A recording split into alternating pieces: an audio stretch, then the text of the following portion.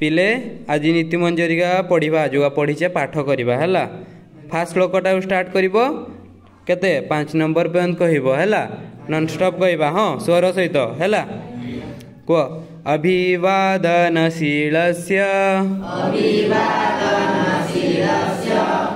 नित्य वृद्धोपसेविन चत्वारि तस्य वर्धन्ते आयुर्विद्या यशोबलम्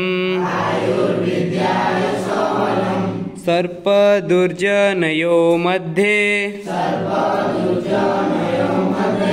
वरं सर्प न दुर्जन सर्पदशोति कालेन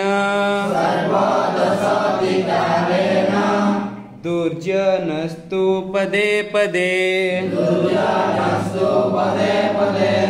स्वकार्य मध्ये कुर्वीत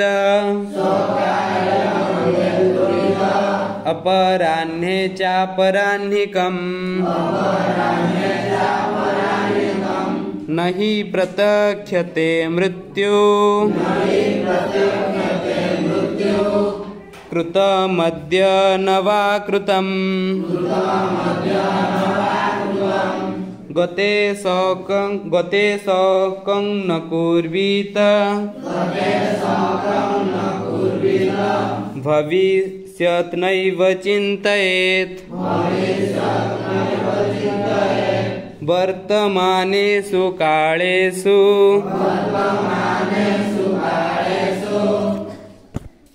प्रवर्तन्ति विचक्षणा अल्पानामपि वस्तूनां सहति कार्यसाधिका तृणैरारभ्यते रज्जु तया नागपि बध्यते